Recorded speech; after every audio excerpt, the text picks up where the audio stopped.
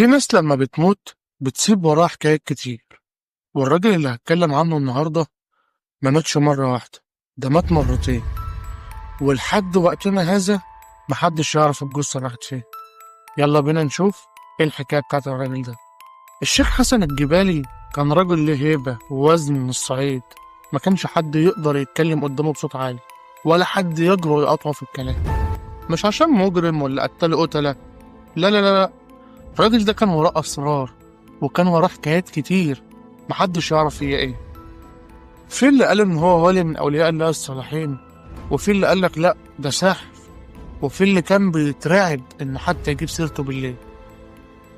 كان بيختفي في الجبل بالساعات، ويغيب باليومين تلاتة، ويرجع يقول عن حاجات لسه ما حصلتش، وكانت بتحصل فعلا بالحرب.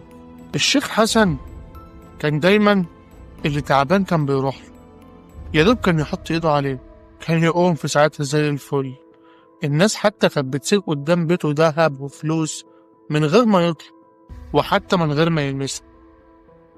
وفي يوم الدنيا كانت هادية والجو طبيعي، لكن الجبل كان بيزعق صوت كأن الأرض بتتشق، وبيت الشيخ حسن طالع منه دخان.